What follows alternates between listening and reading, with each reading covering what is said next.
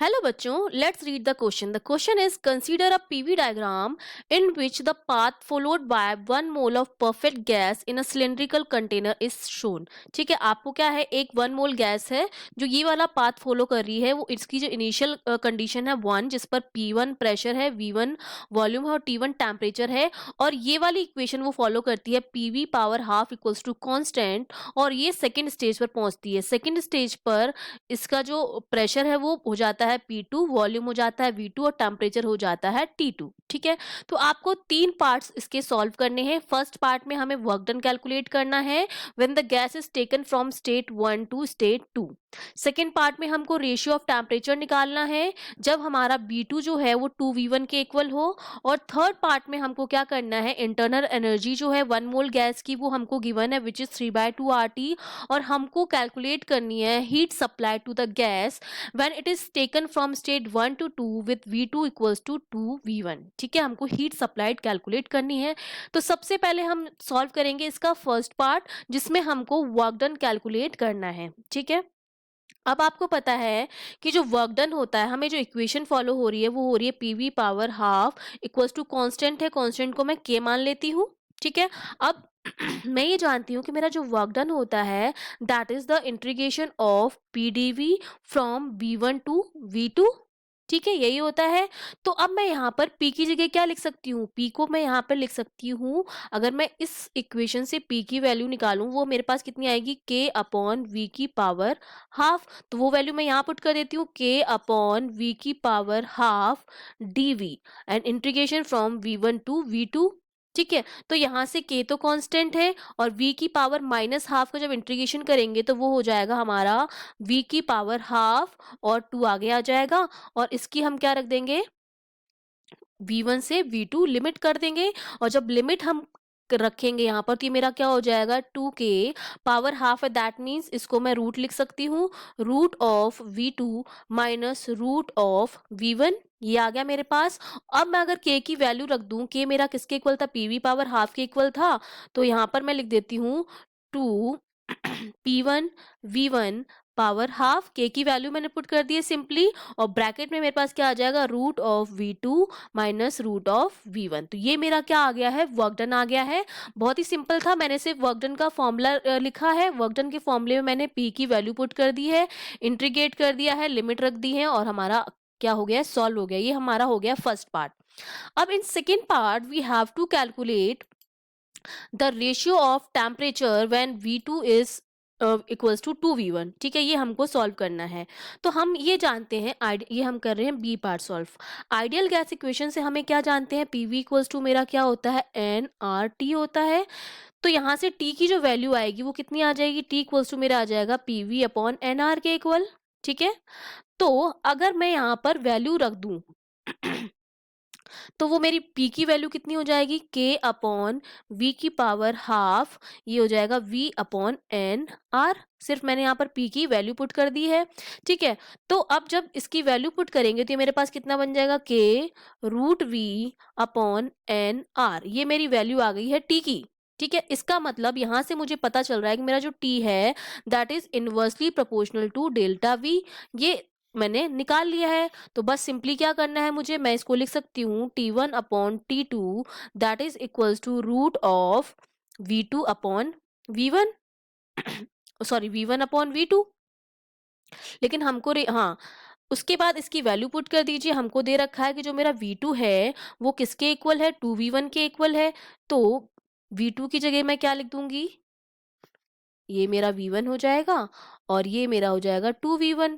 तो V1 V1 cancel out हो जाएगा, तो जो मेरा रेशियो आएगा वो मेरा किसके इक्वल आएगा, 1 अपॉन रूट 2। T1 और T2 का जो रेशियो आया है मेरे पास वो कितना आया है, 1 अपॉन रूट 2 आ गया है। ठीक है, तो ये हमारा हो गया सेकंड पार्ट का आंसर। हमने जो है वो क्या निकाल दिया है, रेशियो निकाल दिया है किसका, T1 अपॉन T2 का, जो किसके इक्वल आया है, that is equals to 1 upon root 2। ये मेरा हो गया सेकंड पार्ट का answer. Okay, now we have to solve the third part. In third part we have to calculate in C part हमको एक तो इंटरनल एनर्जी हमको गिवन है। ठीक है, इंटरनल एनर्जी हमें पता है C part, internal energy is given by U हमको गिवन है, यू इक्वल्स टू 3/2 RT। तो अगर मैं डी यू की वैल्यू रखूं तो डी यू मेरा कितना हो जाएगा, 3/2 R dt।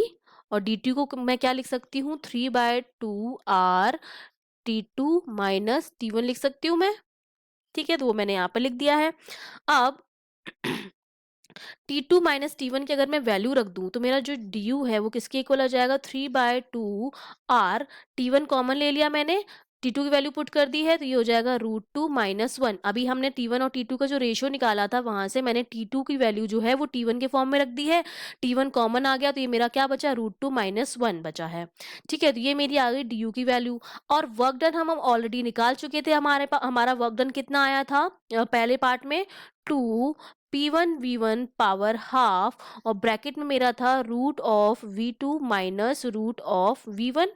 यही वर्क डन निकाला था हमने। अब मेरे पास du की वैल्यू है, dw की वैल्यू है, तो हमको थर्मोडायनेमिक्स का फर्स्ट लॉ लगाना है, और उस लॉ से हम ये जानते हैं कि मेरा जो फर्स्ट लॉ से हमें क्या पता है कि जो मेरा dq होता है that is the sum of du plus dw। और हमको हीट सप्लाइड ही निकालनी है, तो बेसिकली मुझे क्या करना है, वैल्यू पुट करनी है। तो dq जो मेरा हो जाएगा, du मेरा कितना था, 3/2 R T1 √2 - 1 प्लस dw कितना था, 2 P1 V1 हाफ पावर, और ब्रैकेट में V2 माइनस √(V1)।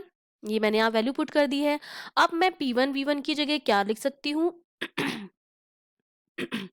यहाँ पर अगर मैं जो मैंने ये वैल्यू रखी है वर्क डन की, उसको मैं अगर चेंज करना चाहूँ, V2 की वैल्यू अगर मैं पुट कर दूँ 2V1, ठीक है, जो कि हमको गिवन है कि हमको V2 जो है वो TV1 के बराबर रखना है।